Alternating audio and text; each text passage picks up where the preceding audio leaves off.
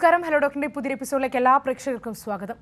ശസ്ത്രക്രിയയും അനസ്തേഷ്യയുമായി ബന്ധപ്പെട്ട് നിരവധി സംശയങ്ങൾ ഇന്നും നമ്മുടെ സമൂഹത്തിൽ നിലനിൽക്കുന്നുണ്ട്. അതുകൊണ്ട് തന്നെ ശസ്ത്രക്രിയയും അതുമായി ബന്ധപ്പെട്ട അനസ്തേഷ്യയും എന്ന വിഷയം തന്നെയാണ് ഹലോ ഡോക്ടർ എന്ന് സംസാരിക്കുന്നത്. നമുക്കൊപ്പം ചേരുന്നത് തൃശൂർ ഗവൺമെന്റ് മെഡിക്കൽ കോളേജിലെ അനസ്തേഷ്യ വിഭാഗം അസോസിയേറ്റ് പ്രൊഫസർ ഡോക്ടർ VK പ്രസീതയാണ്. നമസ്കാരം ഡോക്ടർ. നമസ്കാരം ഡോക്ടർ, ഞാൻ തുടക്കത്തിൽ തന്നെ പറഞ്ഞു, ഈ ശസ്ത്രക്രിയയും അതിനോടനുബന്ധിച്ചുള്ള അനസ്തേഷ്യയും നിരവധി സംശയങ്ങളും ഒരുപാട് ഭയപ്പെടുത്തലുകളും ഒക്കെ തന്നെ ജനങ്ങളിലുണ്ട്. അതുകൊണ്ട് തന്നെ എന്താണ് അനസ്തേഷ്യ എന്ന് പറഞ്ഞുകൊണ്ട് ഹലോ ഡോക്ടർ ആരംഭിക്കാം. തീർച്ചയായും. അനസ്തീഷ്യ എന്ന പദത്തിന്റെ അർത്ഥം ഇംഗ്ലീഷിൽ ആബ്സെൻസ് ഓഫ് സെൻസേഷൻ, അതായത് നമ്മുടെ സംവേദനങ്ങളെ, അതായത് വേദന, ബോധം, കാഴ്ച, കേൾവി തുടങ്ങി നമ്മൾ സെൻസസ് എന്ന് പറയുന്ന സംവേദനങ്ങളെ താൽക്കാലികമായി ഇല്ലാതാക്കുക. അതായത് ഒരു ഓപ്പറേഷൻ സമയത്ത് രോഗിക്ക് ബോധമില്ലാതിരിക്കുകയും അവർക്ക് വേദന ഉണ്ടാകാതിരിക്കുകയും അവർ ചലനമില്ലാതിരിക്കുക, അതായത് ഓപ്പറേഷൻ ചെയ്യുന്ന സമയത്ത് ചലിച്ചുകൊണ്ടിരുന്നാൽ ഉണ്ടാകുന്ന ഭവിഷ്യത്തുകൾ ഒഴിവാക്കാനായി അവർ ചലനമില്ലാതിരിക്കുകയും ചെയ്യുന്ന ഒരു താൽക്കാലികമായ ഒരു ഉറക്കത്തിന് തുല്യമായ ഒരു അവസ്ഥയാണ് അനസ്തീഷ്യ. സിമ്പിളായിട്ടൊരു ഉറക്കമല്ല അത്, പക്ഷെ ഈ സമയത്ത് നമ്മൾ രോഗി ഇതൊന്നും അറിയേണ്ട ആവശ്യവും അതിന്റെ ഭവിഷ്യത്തുകൾ അവർ അനുഭവിക്കേണ്ട ആവശ്യവും ഇല്ലാത്തത് കൊണ്ട് വേദന, ബോധം ഉണ്ടായിരിക്കുക, പിന്നെ സംസാരം, കേൾവി, ഇപ്പോൾ ഓപ്പറേഷൻ നടക്കുമ്പോൾ അവിടെ ഉണ്ടാകുന്ന ശബ്ദങ്ങൾ കേൾക്കാതിരിക്കുക, അതെല്ലാം കംപ്ലീറ്റ് ആയി താൽക്കാലികമായി നമ്മൾ സ്റ്റോപ്പ് ചെയ്ത് അല്ലെങ്കിൽ നിർത്തിവെക്കുന്ന ഒരു അവസ്ഥയാണ് അനസ്തീഷ്യ, സിമ്പിളായി പറഞ്ഞാൽ. ശരി ഡോക്ടർ. അതെ, പറഞ്ഞോളൂ. അതുപോലെ തന്നെ നമുക്ക് ഒരുപാട് അനസ്തേഷ്യയുമായി ബന്ധപ്പെട്ട് നിരവധി സംശയങ്ങൾ ആളുകളിൽ ഇപ്പോഴുമുണ്ട്. സത്യം പറഞ്ഞാൽ അനസ്തേഷ്യയെ ഭയക്കേണ്ട ഒരു ആവശ്യമുണ്ടോ? ഭയക്കേണ്ട ആവശ്യമില്ല. കാരണം അനസ്തീഷ്യ തുടങ്ങിയ സമയങ്ങളിൽ അതിന്റെ ഒരു ഡെവലപ്മെന്റ്, അതായത് പുരോഗതി വളരെ കുറവായിരുന്നു. ആധുനിക വൈദ്യശാസ്ത്രം പുരോഗമിച്ചതിൽ അനസ്തീഷ്യ വളരെയധികം പുരോഗതി നേടിയ ഒരു സ്പെഷ്യാലിറ്റിയാണ്. പ്രത്യേകിച്ചും അതിന്റെ തുടക്കകാലങ്ങളിലുള്ളത് കമ്പയർ ചെയ്യുമ്പോൾ, അതായത് അതുമായി താരതമ്യപ്പെടുത്തുമ്പോൾ ഇപ്പോൾ വളരെ സുരക്ഷിതവും, പക്ഷെ നമുക്ക് ചില ഭയമല്ല വേണ്ടത്, ജാഗ്രതയാണെന്ന് നമ്മൾ എപ്പോഴും കോവിഡ് സമയത്ത് പറഞ്ഞിരുന്ന പോലെ തന്നെ അനസ്തീഷ്യയിലും അതുപോലെ തന്നെയാണ്. നമ്മൾ ഒന്നിനും ഭയപ്പെടേണ്ട ആവശ്യമില്ല. എന്താന്ന് വെച്ചാൽ നമുക്കൊരു രോഗിയെ സംബന്ധിച്ച് ഒരു ശസ്ത്രക്രിയ അനിവാര്യമായി വന്നിരിക്കുന്ന ഒരു അവസ്ഥയാണ്. അവർക്കത് മുന്നോട്ട് സുഗമമായി കൊണ്ടുപോകേണ്ട ഒരു ആവശ്യകതയുണ്ട്. ആ സമയത്ത് നമ്മൾ അതിനെ പരിപൂർണ സുരക്ഷയോടും രോഗിയുടെ എല്ലാ സുഖ സൗകര്യങ്ങളും, അതായത് കംഫർട്ട്സും നോക്കിക്കൊണ്ട് നമുക്ക് അനസ്തീഷ്യ ഇപ്പോൾ കൊടുക്കാവുന്നതാണ്. അത്യാധുനികമായി നമുക്ക് മോണിറ്റേഴ്സ്, അതായത് മെഷീനുകളുണ്ട്. അനസ്തീഷ്യ സമയത്ത് രോഗിക്ക് അപകടങ്ങൾ ഉണ്ടാകാതെ നോക്കാനും സേഫായി, അതായത് അനസ്തീഷ്യയിൽ ഇപ്പോൾ നമ്മളൊരു എയർലൈൻ ഇൻഡസ്ട്രി ഒക്കെ പോലെ കമ്പയർ ചെയ്ത് കഴിഞ്ഞാൽ വളരെയധികം സേഫ്റ്റി ഫീച്ചേഴ്സ് ഫോളോ ചെയ്യുന്ന ഒരു സ്പെഷ്യാലിറ്റിയാണ് അനസ്തീഷ്യ. നമ്മളെപ്പോഴും അനസ്തീഷ്യയെ ഒരു എയർക്രാഫ്റ്റ് ഇൻഡസ്ട്രിയും അവരുമായിട്ടാണ് നമ്മൾ താരതമ്യം ചെയ്യുന്നത്. അതായത് ഒരു ഫ്ലൈറ്റ് ടേക്ക് ഓഫ് ചെയ്യുമ്പോൾ എന്തൊക്കെ സുരക്ഷാ മാനദണ്ഡങ്ങൾ വേണം, അതുപോലെ തന്നെയാണ് ഞങ്ങൾ ഓരോ രോഗികളെയും അറ്റൻഡ് ചെയ്യുന്നത്. അവരുടെ സേഫ്റ്റി, അത് ഫ്ലൈറ്റ് ആകാശത്ത് പറന്നു നിൽക്കുമ്പോഴുള്ള അവസ്ഥയാണ് സർജറി സമയത്തും. അനസ്തീഷ്യ കൊടുത്തതിന് ശേഷം ഞങ്ങൾ അവിടെ നിന്ന് പോവുകയല്ല ചെയ്യുന്നത്. സർജറി തുടക്കം മുതൽ രോഗി കണ്ണ് തുറന്ന് സേഫായി എഴുന്നേറ്റ് വരുന്നത് വരെ ഒരു അനസ്തീഷ്യ ഡോക്ടർ എപ്പോഴും കൂടെ ഉണ്ടാവും. അത് ഫ്ലൈറ്റ് ലാൻഡ് ചെയ്യാന്നാണ് നമ്മൾ അതുമായിട്ട് താരതമ്യപ്പെടുത്തുക. മിഡ് എയറിൽ ഫ്ലൈറ്റ് എങ്ങനെ സ്മൂത്തായി പോകുന്നു അതുപോലെ അവരുടെ ഓരോ ഹൃദയമിടിപ്പും ശ്വാസോച്ഛ്വാസവും എല്ലാം കൺട്രോൾ ചെയ്തുകൊണ്ട് പ്രഷർ, അവർക്ക് വേണ്ട ഫ്ലൂയിഡ്, അതായത് ബ്ലഡ് കൊടുക്കേണ്ട അവസ്ഥയുണ്ടെങ്കിൽ ബ്ലഡ് കൊടുക്കുക, തുടർച്ചയായി അവർക്ക് വേദന സംഹാരികൾ ആവശ്യം വരാം, നീണ്ടുപോകുന്ന ഓപ്പറേഷനുകളാണെങ്കിൽ ഇതെല്ലാം ഞങ്ങൾ അവിടെ നിന്നുകൊണ്ട് ചെയ്തുകൊണ്ടിരിക്കും. ഓപ്പറേഷൻ കഴിഞ്ഞാൽ രോഗി എത്രയും സേഫായി പൂർവ്വ അവസ്ഥയിലേക്ക്, അതായത് പറ്റുന്നത്ര അവരുടെ പൂർവ്വ ജീവിതത്തിലേക്ക് തിരിച്ചു കൊണ്ടുപോകാനുള്ള പ്രക്രിയകളും ഞങ്ങളുടെ സ്പെഷ്യാലിറ്റിയുടെ ഭാഗമാണ്. അതുകൊണ്ട് തീർച്ചയായിട്ടും പേടിക്കണോ എന്ന് ചോദിച്ചു കഴിഞ്ഞാൽ അത് അകാരണമായ പേടി ആവശ്യമില്ല, പക്ഷെ ഒരു ജാഗ്രത എപ്പോഴും വേണം. ഞങ്ങൾ അതിസൂക്ഷ്മമായിട്ടാണ് പ്രവർത്തിക്കുന്നത്. എന്നിരുന്നാലും എല്ലാ മെഡിക്കൽ സ്പെഷ്യാലിറ്റീസിനും ഉള്ളതുപോലെ ഒരു റിസ്ക് അനസ്തീഷ്യയ്ക്കും ഉണ്ട്. ഡോക്ടറുടെ വാക്കുകളിൽ തന്നെ വ്യക്തമാണ് ഇത്രത്തോളം സുരക്ഷാ മാനദണ്ഡങ്ങൾ പാലിച്ചുകൊണ്ടാണ് ഇത്തരത്തിലൊരു അനസ്തീഷ്യ നടക്കുന്നത് എന്നത്. പക്ഷേ എങ്കിൽ പോലും ഡോക്ടർ, ഇത് ആൾക്കാരിലൊരു ഭയം ഉണ്ടാകാനുള്ള കാരണം പലപ്പോഴും ഓപ്പറേഷൻ സംബന്ധമായ മരണങ്ങളിൽ ഇത്തരത്തിൽ അനസ്തേഷ്യ അതിനൊരു കാരണമാണ് എന്ന് പറഞ്ഞു വരുന്നുണ്ട്. അത് ഇല്ലാത്തൊരു കാര്യമാണോ? ഇതിൽ എത്രത്തോളം വാസ്തവമുണ്ട്? തീർച്ചയായിട്ടും. നമ്മളിപ്പോൾ ഒരു പത്രം വായിക്കുമ്പോഴോ, ഒരു സോഷ്യൽ മീഡിയയിലോ ഒരു ഓപ്പറേഷൻ സമയത്ത് രോഗി മരിച്ചു എന്ന്, ചിലപ്പോൾ ഓപ്പറേഷൻ തുടങ്ങുന്നതിന് മുമ്പ് തന്നെ മരണപ്പെട്ടേക്കാം. അങ്ങനെയുള്ള അത്യാഹിത വാർത്തകൾ നമ്മൾ പലപ്പോഴും നമ്മളെ ഞെട്ടലോടുകൂടിയാണ് നമ്മളെല്ലാവരും, ഈ ഡോക്ടർ സമൂഹം ഉൾപ്പെടെ എല്ലാവരും അങ്ങനെയാണ് അത് കാണുന്നത്. പക്ഷേ ഇതിൽ കുറേ വസ്തുതകളുണ്ട്. അതായത് നമ്മളിപ്പോൾ വേദനയ്ക്കോ, പനിക്കോ, അതിൽ ഒരു കാര്യം ഞാൻ പറയാം. പല പല കാരണങ്ങളുണ്ടെങ്കിലും ഒരു കാരണം പൊതുവേ നമുക്ക് നമ്മൾ വേദന സംഹാരികളോ, പനിക്കുള്ള മരുന്നുകളോ, ആന്റിബയോട്ടിക്കുകളോ ഒക്കെ ഉപയോഗിക്കുന്നത് പോലെ തന്നെ അനസ്തീഷ്യയിലും നമ്മൾ അധികം മരുന്നുകൾ ഉപയോഗിക്കേണ്ടി വരും. ഞാൻ നേരത്തെ പറഞ്ഞതുപോലെ ഒരു മരുന്ന് കൊടുത്ത് നമുക്ക് ബോധം കെടുത്താനും വേദന ഇല്ലാതിരിക്കാനും ചലനം നിർത്താനും എല്ലാത്തിനും കൂടെ നമുക്ക് അങ്ങനെയല്ല. ഇപ്പോൾ നമ്മൾ ബാലൻസ്ഡ് അനസ്തീഷ്യയാണ് പ്രാക്ടീസ് ചെയ്യുന്നത്. അതായത് പല ആവശ്യങ്ങൾക്കായി വേദന സംഹാരിയായി ഒരു മരുന്ന് കൊടുക്കുന്നു, ചലനമില്ലാതിരിക്കാൻ മറ്റൊരു മരുന്ന് ഉപയോഗിക്കുന്നു, ബോധം കെടുത്താൻ വേറൊരു മരുന്ന് ഉപയോഗിക്കുന്നു, അബോധാവസ്ഥയിൽ രോഗി തുടർന്നുകൊണ്ടിരിക്കാൻ വേണ്ടി, അതായത് ഓപ്പറേഷൻ നീണ്ടുപോകുന്ന അത്രയും കാലയളവിലും നമ്മൾ ആ മരുന്നുകൾ തുടർച്ചയായി ഉപയോഗിക്കേണ്ട അവസ്ഥയുണ്ട്. ഇതിൽ ഏതെങ്കിലും ഒരു മരുന്നിന് നമ്മൾ കഴിക്കുന്ന ആന്റിബയോട്ടിക്കിനോടുണ്ടാവുന്ന അലർജി പോലെയോ നമ്മൾ മെഡിക്കൽ ഫീൽഡിൽ അതിന് സീരിയസ് ആയ അലർജികൾക്ക് നമ്മൾ അനാഫിലാക്സിസ് എന്ന് പറയും. അതായത് രോഗിയുടെ ജീവൻ അപകടാവസ്ഥയിലാകുന്ന ഒരു പ്രക്രിയയാണത്. ആ ഒരു അലർജി ഉണ്ടായി കഴിഞ്ഞു കഴിഞ്ഞാൽ രോഗിയെ രക്ഷപ്പെടുത്തുക കുറച്ച് തീവ്രമായ പ്രയത്നമായിരിക്കും. കാരണം പിന്നീട് ഉണ്ടാകുന്ന കാര്യങ്ങൾ പലപ്പോഴും ഈ അനസ്തീഷ്യ കൊടുക്കുന്ന മരുന്നുകൾ പലതും രോഗി ജീവിതത്തിൽ ആദ്യമായിട്ടായിരിക്കും അവരുടെ ശരീരത്തിലേക്ക് എത്തിച്ചേരുക. അതായത് നമ്മൾ പല മരുന്നുകളും നമ്മൾ പലപ്പോഴായി ഉപയോഗിച്ചിട്ടുണ്ടാവും. പക്ഷെ അനസ്തീഷ്യ കൊടുക്കുന്ന പല മരുന്നുകളും ഒരു ഫസ്റ്റ് ടൈം, അതായത് ആദ്യത്തെ തവണയായിരിക്കും ഒരു രോഗിയുടെ ശരീരത്തിൽ അത് ഇൻജെക്ട് ചെയ്യപ്പെടുന്നത്. അപ്പോൾ അതിനോട് ആ ബോഡി റിയാക്ട് ചെയ്യുന്നതും അതും ഒരു ഇതാണ്. ചില റെയർ ആയിട്ടുള്ള അസുഖങ്ങളുണ്ട്. നമ്മൾ ചിലപ്പോൾ അത് നമ്മുടെ ജീവിതത്തിൽ നമ്മൾ കണ്ടുപിടിക്കാറില്ല. ഉദാഹരണത്തിന് മാലിഗ്നന്റ് ഹൈപ്പർതെർമിയ എന്ന് പറഞ്ഞ ഞാനൊരു അസുഖത്തിന്റെ പേര് പറയുന്നു. അത് നമ്മളുടെ പല അനസ്തീഷ്യ, നമ്മൾ റുട്ടീനായി ഉപയോഗിക്കുന്ന അനസ്തീഷ്യ മരുന്നുകൾക്ക് വളരെ ലൈഫ് ത്രെറ്റനിങ്, അതായത് ജീവൻ അപകടമുണ്ടാക്കുന്ന ഒരു അവസ്ഥയിലേക്ക് കൊണ്ടുപോവുകയും അത് നമ്മുടെ ഇന്ത്യൻസിൽ വളരെ കുറവായതുകൊണ്ട് അതിനുള്ള പ്രതിവിധി മരുന്നുകൾ നമുക്ക് സുഗമമായി അവൈലബിൾ അല്ല ഇപ്പോൾ. വളരെ റയറായിട്ട് നമ്മളിപ്പോൾ മെയിൻ 1-2 ഹോസ്പിറ്റൽ സെന്റേഴ്സിൽ മാത്രമേ അതിന്റെ മരുന്നുകൾ വളരെ കുറവ് അളവിൽ സ്റ്റോക്ക് ചെയ്തിട്ടുള്ളൂ. ഇങ്ങനെയൊക്കെയുള്ള റിയാക്ഷൻസ് വന്നു കഴിയുമ്പോഴേക്കും രോഗിയെ നമുക്ക് രക്ഷപ്പെടുത്താനാവാത്ത അവസ്ഥയിലേക്ക് പോകാം. അത് രണ്ടാമത്തെ കാരണം. മൂന്നാമതായി, രോഗിക്ക് തന്നെ ഒരു ഹാർട്ട് അറ്റാക്ക് വന്നിട്ടുള്ള രോഗിയാവാം, ഒരു ഹാർട്ടിന് അസുഖമുള്ള, വാൽവിന് തകരാറുള്ള ആളാകാം, ഒരു ആസ്മ, വളരെ നിസ്സാരമായി നമ്മൾ എപ്പോഴും പറയുന്ന ഒരു ആസ്മയുള്ള ഒരു രോഗിയായി ഇവരൊരു ഓപ്പറേഷൻ വരുമ്പോൾ നമ്മളൊരു അനസ്തീഷ്യ കൊടുത്തു കഴിയുമ്പോൾ അവർക്ക് സാധാരണ ജീവിതത്തിൽ ഉണ്ടാകുന്ന ഒരു ആസ്മയെക്കാളും വളരെ ഗുരുതരമായ ഒരു സീരിയസ് ആസ്മാറ്റിക് അറ്റാക്ക് പല അനസ്തറ്റിക് ഡ്രഗ്സും പ്രസിപ്പിറ്റേറ്റ് ചെയ്യാം, നമ്മുടെ പ്രൊസീജിയേഴ്സും പ്രസിപ്പിറ്റേറ്റ് ചെയ്യാം, അതായത് ഉണ്ടാക്കാം. അതായത് അങ്ങനെയുള്ള അവസ്ഥയിലൊക്കെ നമ്മൾ നോക്കി നിമിഷങ്ങൾക്കുള്ളിൽ രോഗി നമ്മൾ എന്തൊക്കെ പ്രയത്നിച്ചാലും ചിലപ്പോൾ സങ്കടകരമായി നമ്മുടെ കയ്യിൽ നിന്ന് പോകേണ്ട അവസ്ഥ ഉണ്ടാവാം. ലാസ്റ്റും ഏറ്റവും ഒഴിവാക്കാവുന്നതുമാണ് മനുഷ്യരുടെ ഭാഗത്തു നിന്നുണ്ടാകുന്ന എറേഴ്സ്. അതായത് മരുന്നുകൾ മാറിപ്പോവുക, അതൊക്കെ വളരെ എപ്പോഴും മരുന്നിന്റെ ഓവർ ഡോസേജ് ആയിട്ടും മരുന്ന് മാറി കുത്തിവെച്ചു എന്നാണ് വാർത്തകളിൽ എപ്പോഴും അനസ്തീഷ്യയുമായി ബന്ധപ്പെട്ട മരണങ്ങൾ വരാറ്.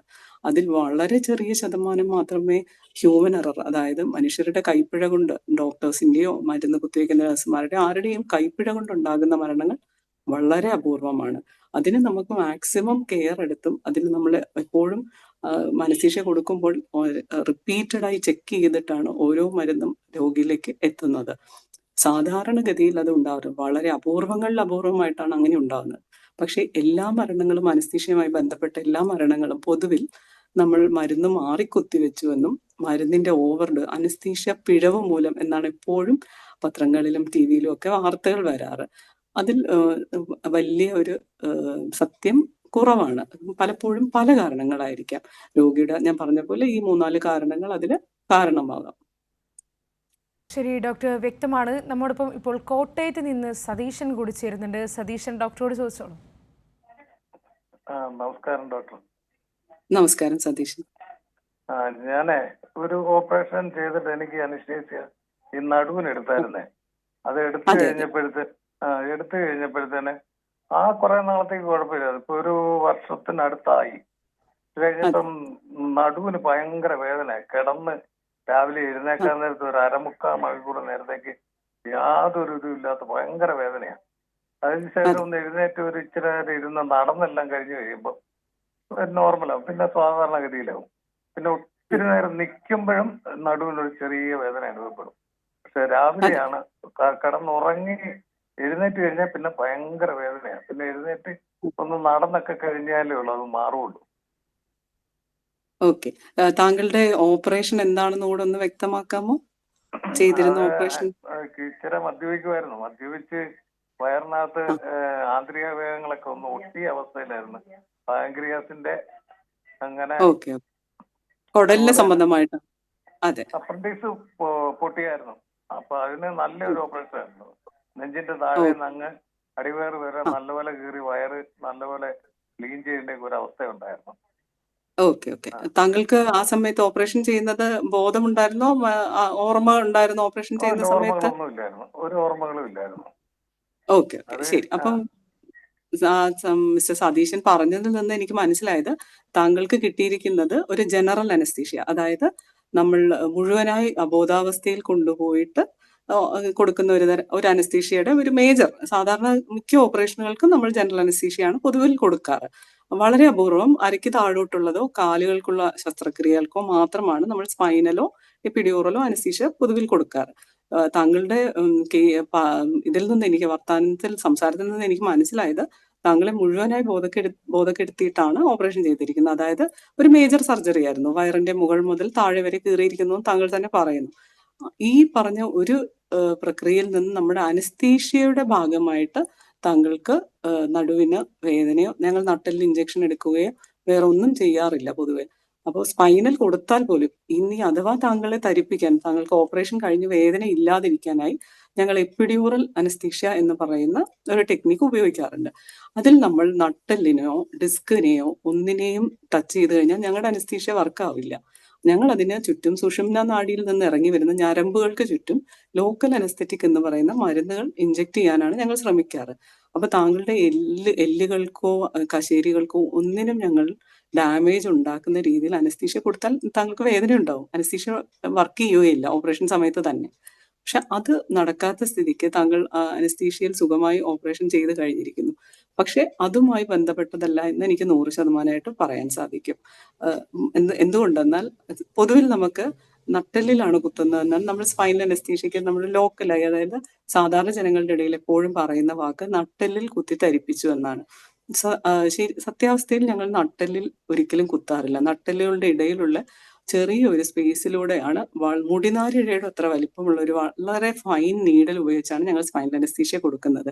പക്ഷെ എല്ലാ സ്ത്രീകളും പ്രത്യേകിച്ച് സിസേറിയൻ കഴിഞ്ഞാലൊക്കെ ഈ നടുവേദനയെ പറ്റി കംപ്ലൈന്റ് ചെയ്യാറുണ്ട്. നമുക്ക് അല്ലാത്ത കാരണങ്ങളാൽ വരുന്ന നടുവേദന, അതായത് ഓർത്തോപീഡിക്സിൽ നമ്മൾ ലോ ബാക്ക് ഏക്ക് എന്ന് പറയും, അത് വരുന്ന സാധാരണ കാരണങ്ങളാലാണ് കൂടുതലും നമുക്ക് ഓപ്പറേഷൻ കഴിഞ്ഞ് താങ്കൾ അത് ശ്രദ്ധിച്ചതും താങ്കളുടെ ജീവിതത്തിലേക്ക് ആ നടുവേദന കടന്നു വന്നതും ചിലപ്പോൾ ഈ ഓപ്പറേഷൻ കഴിഞ്ഞ് 1.5 കൊല്ലത്തിന് ശേഷമായിരിക്കാം.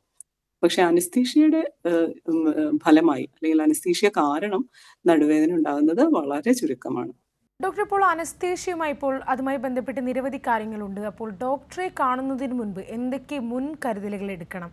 ഇപ്പോൾ പ്ലാൻ ചെയ്ത് ചെയ്യുന്ന സർജറിക്ക് മുൻപ് ഭക്ഷണം ഒഴിവാക്കേണ്ടതുണ്ടോ? അങ്ങനെ ഭക്ഷണ ക്രമീകരണങ്ങൾ എങ്ങനെയൊക്കെയാണ്? അതിനെപ്പറ്റി ഒന്ന് പറയാമോ? തീർച്ചയായും. ഡോക്ടറെ കാണുന്നതിന് മുമ്പ് നമ്മൾ എന്തൊക്കെ കരുതലുകൾ വേണം, മുൻകരുതലുകൾ എടുക്കണമെന്ന് ചോദിച്ചല്ലോ. അതിനാദ്യം മറുപടി പറയാം. അത് നമ്മളൊരു അനസ്തീഷ്യയ്ക്ക് മുമ്പ് നമുക്ക് പല രോഗിയുടെ ഇപ്പോഴുള്ള മെഡിക്കൽ അസുഖങ്ങൾ, അതായത് ആസ്മയുള്ള രോഗികളാകാം, എപ്പിലെപ്സി അഥവാ ജന്നി രോഗമുള്ളവരാകാം. അപ്പോൾ അവരത് കഴിക്കുന്ന ആ അസുഖം എന്ന് തുടങ്ങിയെന്നും ഡോക്ടറോട് നമ്മൾ സംസാരിക്കുമ്പോൾ വിശദമായി തന്നെ, പലപ്പോഴും നമ്മുടെ മനസ്സിലൊരു ധാരണ ഉണ്ടാവും, ഈ ഡോക്ടർ അനസ്തീഷ്യ കൊടുക്കുന്ന ഡോക്ടറല്ലേ, ഈ ഇദ്ദേഹത്തോടോ ഈ ലേഡി ഡോക്ടറോടോ എന്തിനാണ് ഇത്രയും ഡീറ്റെയിൽ ആയി എൻ്റെ അസുഖത്തെക്കുറിച്ച് സംസാരിക്കുന്നത്? ഒരു രോഗി സർജറിക്ക് വരുമ്പോൾ ഞങ്ങൾ അനസ്തീഷ്യ ഡോക്ടർമാര് അവരുടെ പൂർണ്ണമായിട്ടും അവര് ആ 1, 2, 3 എത്ര മണിക്കൂറാണ് ഓപ്പറേഷൻ ചെയ്യുന്നത്, ആ സമയത്ത് അവരുടെ ജീവന്റെ എല്ലാ പ്രവർത്തനങ്ങളും ഞങ്ങൾ സൂക്ഷ്മതയോടെ നിരീക്ഷിക്കുകയും അതിനു വേണ്ട സഹായങ്ങൾ അവര് നോർമലായി തന്നെ തുടരാനുള്ള സഹായങ്ങൾ, അതായത് മരുന്നുകളുടെ രൂപത്തിലും ബാക്കി ഫ്ലൂയിഡ്, അതായത് ഡ്രിപ്പ് കൊടുക്കുകയും ബ്ലഡ് കൊടുക്കുകയും ഒക്കെ ചെയ്താണ് പലപ്പോഴും രോഗിയുടെ ജീവൻ പൂർണ്ണ നിലയിലേക്ക് നമ്മൾ തിരിച്ചു കൊണ്ടുവരുന്നത്. നിങ്ങൾക്ക് തന്നെ അറിയാമല്ലോ. ഇപ്പോൾ ഉദാഹരണത്തിന് ന്യൂറോ സർജറി പോലെ സങ്കീർണമായ ശസ്ത്രക്രിയകളുണ്ട്. അവയിലേക്ക് വരുന്ന ഒരു രോഗിക്ക് ശസ്ത്രക്രിയയുടെ ഭാഗത്ത് നിന്ന് തന്നെ കുറച്ചധികം കോംപ്ലിക്കേഷൻസും റിസ്കി ആയ, അതായത് വളരെ കോംപ്ലിക്കേറ്റഡ് ആയിട്ടുള്ള ഓപ്പറേഷനാണ്. ബ്രെയിനിന്റെ പ്രധാനപ്പെട്ട ഏരിയകളിൽ നമ്മൾ സർജറി ചെയ്യുന്നു. അതിന് തന്നെ കുറേ ബുദ്ധിമുട്ടുകളും നമ്മുടെ സർജറിക്ക് ശേഷം കുറച്ച് കോംപ്ലിക്കേഷൻസ് ഒക്കെ വരാം. അതിനു പുറമെ ഈ രോഗിക്കുള്ള എല്ലാ മെഡിക്കൽ കണ്ടീഷൻസും അതാത് സമയങ്ങളിൽ ഈ ശസ്ത്രക്രിയയുടെ പ്രക്രിയയുടെ ഇടയിൽ തന്നെ രോഗിക്ക് കോംപ്ലിക്കേഷൻസ് കൂട്ടാൻ, അതായത് ഒരു ന്യൂറോ സർജറി നടക്കുന്ന സമയത്ത് ഒരു രോഗിക്ക് ഒരു ഹാർട്ട് അറ്റാക്ക്, അനസ്തീഷ്യയിൽ തന്നെ ഒരു ഹാർട്ട് അറ്റാക്ക് കൂടി വന്നാൽ പറയേണ്ട അവസ്ഥ അറിയാമല്ലോ. അപ്പൊ ഇതുപോലെയുള്ള അസുഖങ്ങൾ നമ്മളെല്ലാം തന്നെ അനസ്തീഷ്യ ഡോക്ടറോട് തുറന്നു പറയേണ്ട ആവശ്യം അതുകൊണ്ടാണ്. അതായത് നമ്മൾ അറിഞ്ഞിരുന്നു കഴിഞ്ഞാൽ ആ ഡോക്ടർക്ക് ആ രോഗിക്ക് വേണ്ട കോംപ്ലിക്കേഷൻസ് വരാതിരിക്കാനുള്ള മുൻകരുതലുകൾ എടുക്കാനും, അഥവാ ആ കോംപ്ലിക്കേഷൻസ് നമ്മൾ പ്രതീക്ഷിക്കുന്ന കോംപ്ലിക്കേഷൻസ് വന്നു കഴിഞ്ഞാൽ അവ ചികിത്സിക്കാനുള്ള മരുന്നുകളും ബാക്കി കാര്യങ്ങളും റെഡിയാക്കി വെക്കാനും, പോസ്റ്റ് ഓപ്പറേഷൻ കഴിഞ്ഞു കഴിഞ്ഞാൽ ICUവിലേക്ക് മാറ്റേണ്ട രോഗികൾ ആരാണെന്ന് തീരുമാനിക്കാനും, അങ്ങനെയുള്ള പല കാര്യങ്ങളും രോഗിയുടെ മുഴുവനായുള്ള സുരക്ഷയെ ബാധിക്കുന്ന മുഴുവൻ കാര്യങ്ങളും രോഗി പറയണം. എത്ര നിസ്സാരമാണെങ്കിലും ഹോസ്പിറ്റലിൽ അഡ്മിറ്റ് ആയിട്ടുണ്ടോ, എന്തെങ്കിലും തരത്തിലുള്ള അസുഖത്തിന് പണ്ടോ എത്ര നിസ്സാരമെന്ന് തോന്നിയിരുന്നാലും അനസ്തീഷ്യ ഡോക്ടറോട് അതിനെപ്പറ്റിയെല്ലാം വിശദമായി തന്നെ പറയുക.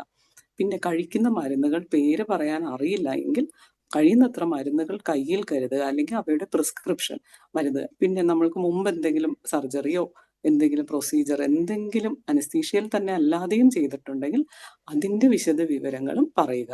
അതെല്ലാം നമുക്കിപ്പോൾ ഒരു മരുന്നിനുള്ള അലർജി കണ്ടുപിടിക്കാനോ അതൊക്കെ വളരെ സഹായമായിരിക്കും.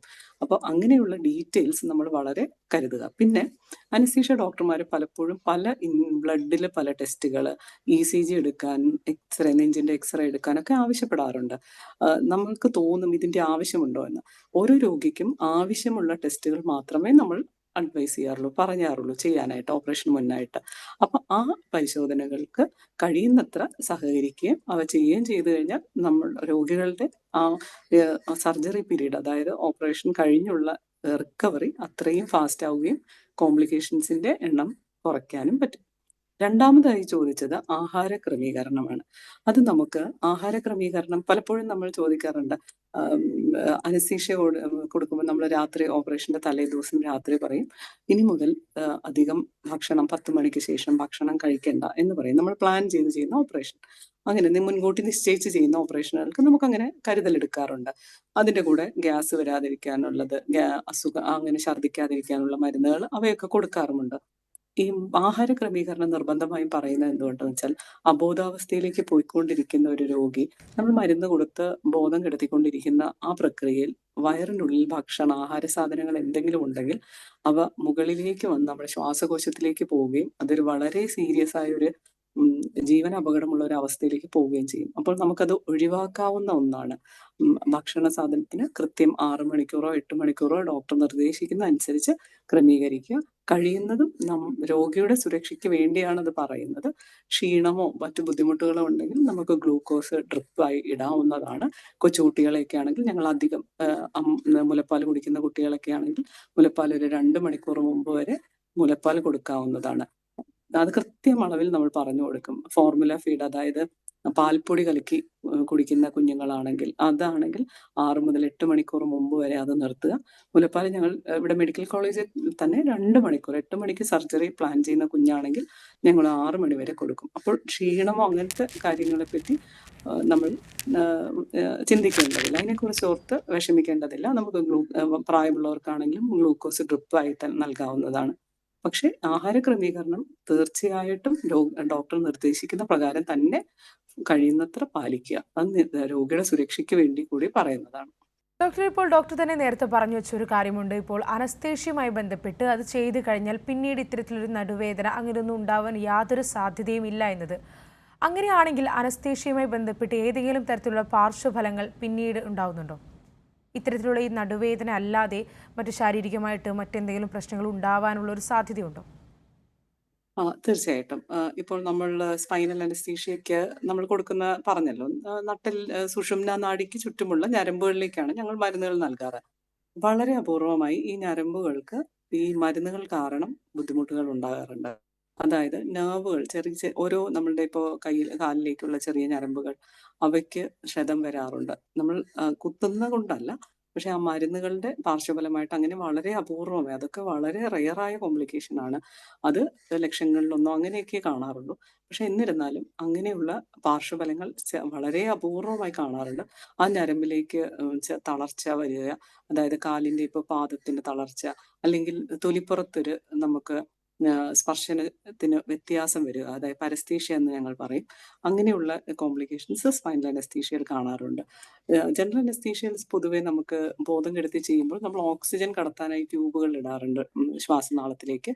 നമ്മുടെ ആ ട്യൂബുകൾ ഇടുന്ന പ്രക്രിയയിൽ ചെറിയ ക്ഷതങ്ങളൊക്കെ വരാവുന്നതാണ്. പ്രത്യേകിച്ച് രോഗിയുടെ പ്രായവും അവരുടെ അവിടെയുള്ള കഞ്ചഷനും അങ്ങനെയുള്ള ഓരോ മെഡിക്കൽ കണ്ടീഷൻസും കൂടെ കണക്കിലെടുക്കുമ്പോൾ ഓപ്പറേഷന് ശേഷം ചിലപ്പോൾ തൊണ്ടവേദന പോലെ വരാറുണ്ട്. അങ്ങനെയുള്ള വളരെ നിസ്സാരമായ കോംപ്ലിക്കേഷൻസ്, അതൊക്കെ നമ്മൾ ചികിത്സിച്ച് മാറ്റാവുന്ന കോംപ്ലിക്കേഷൻസേ ഉള്ളൂ. സീരിയസ് ആയ കോംപ്ലിക്കേഷൻസ് പൊതുവിൽ കുറവാണ്.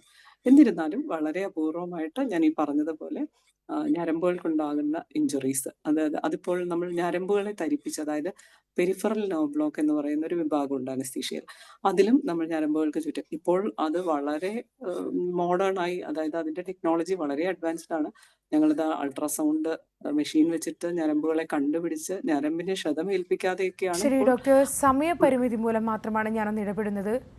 ഡോക്ടർ പറഞ്ഞതുപോലെ തന്നെ എല്ലാവർക്കും ഒരുപോലെ തന്നെ നിരവധി സംശയങ്ങളും ഭയവും തോന്നിക്കുന്ന ഒരു കാര്യമാണ് ഈ ശസ്ത്രക്രിയയുമായി ബന്ധപ്പെട്ടുള്ള അനസ്തേഷ്യ. അതുകൊണ്ട് തന്നെ അത്രയും വിശദമായിട്ട് തന്നെയാണ് ഡോക്ടറുടെ മറുപടി. അതുകൊണ്ട് തന്നെ ഇപ്പോൾ ഹലോ ഡോക്ടർ ഇവിടെ പൂർണ്ണമാവുകയാണ്. നമുക്കൊപ്പം ചേർന്നത് തൃശ്ശൂർ ഗവൺമെൻറ് മെഡിക്കൽ കോളേജിലെ അനസ്തേഷ്യ വിഭാഗം അസോസിയേറ്റ് പ്രൊഫസർ ഡോക്ടർ VK പ്രസീദയാണ്. നന്ദി doctor. Thank you. Hello doctor ഇവിടെ പൂർണ്ണമാവുകയാണ്. നമസ്കാരം.